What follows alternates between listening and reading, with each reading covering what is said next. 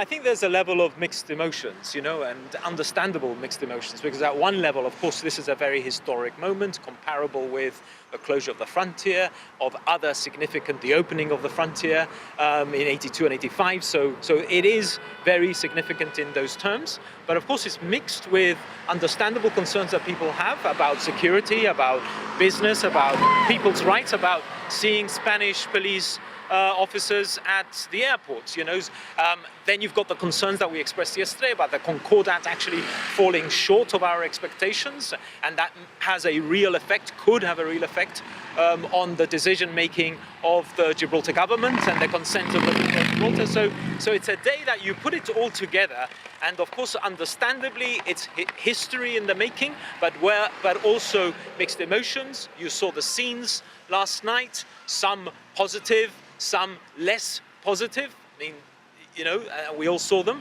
and so I think those things will hopefully die down. And we need to make this treaty now work for the people of Gibraltar.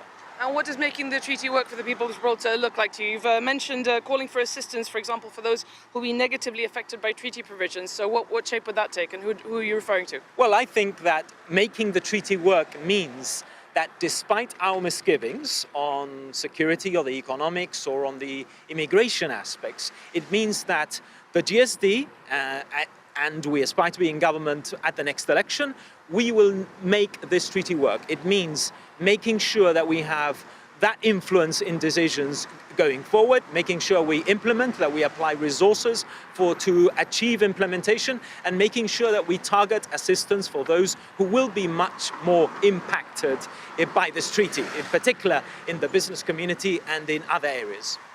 And of course, you've mentioned the Concordat, where your strongest criticism was reserved for that. You've said it falls short as it allows for exceptional circumstances where the UK could diverge from the Gibraltar view. Was a caveat like this not expected to some extent?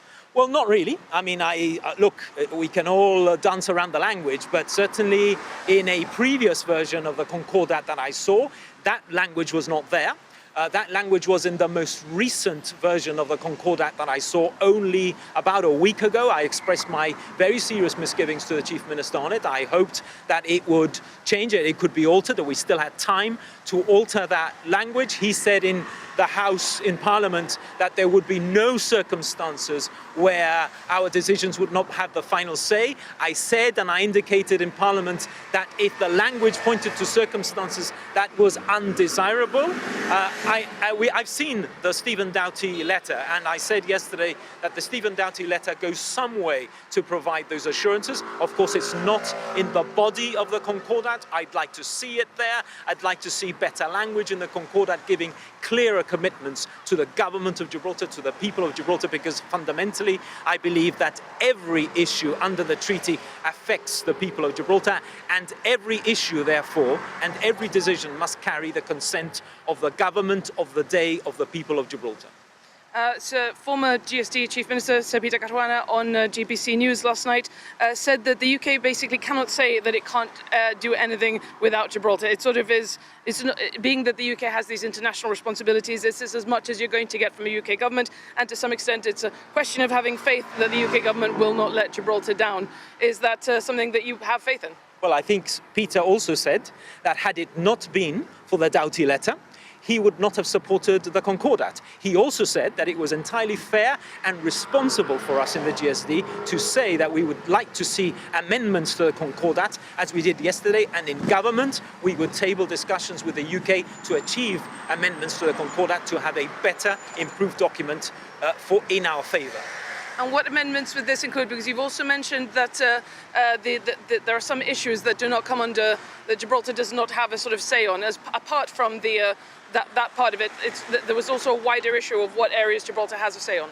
I've expressed some concerns on the language to the Chief Minister. There are some very granular constitutional points that I think need fine-tuning, that I think we would want to sit down with the UK government if we're elected to government at the next election and try to negotiate with them. I'd also like to see some of the body of the commitments, the political commitments that Stephen Doughty was prepared to make yesterday in a letter in the Concordat itself, defining the circumstances, the exceptional circumstances, which are presently undefined in the Concordat. I'd like to see that in the body of it, and I think that there are aspects of it that could be fine-tuned and improved, which would be of benefit for any government of Gibraltar.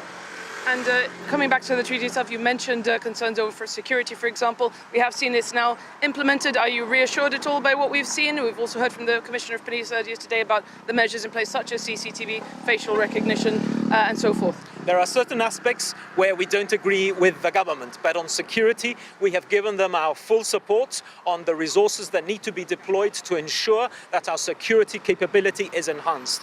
And so we support the technical resources that have been applied, we support the infrastructure, the vehicles that have been bought, and indeed the resources that Commissioner Richards was talking about that have been sanctioned so that the police has more human resources, more police constables to be able to deal with the security issues that we will face going forward. And just on a sort of personal and social level, we've seen momentous scenes here today. What does it signify to have? I mean, the Spanish Premier has come to the border. We've seen the gates come down. I mean, quite a momentous day just on a personal level, I imagine.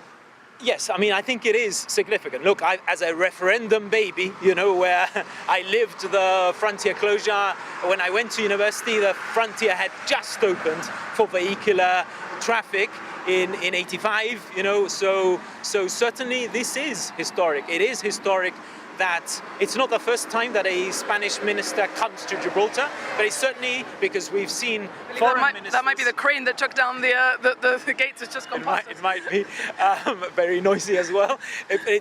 We've seen foreign ministers before. We've not seen a Spanish prime minister. I think his words today are very good.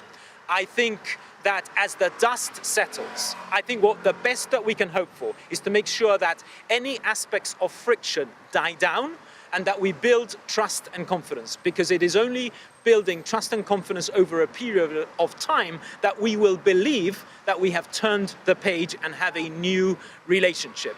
This is an opportunity for a new relationship. Today is not the new relationship. We will judge whether we have had and achieved a new relationship with the passage of time. And what will the GSD be seeking in the days to come? Well, look, in the days to come, what we will be doing is doing our work in the opposition. So we will be raising issues of concern. If issues of concern arise as a result of the treaty, we will be doing our work. We're going back to the budget tomorrow in Parliament, and we still have a very active session of Parliament to go right through to the summer recess at the end of July. And we will carry on our work. We will monitor how the treaty works, and in future, if we have the privilege of being elected to be the government of Gibraltar at the next election, we will make sure this treaty works for the people.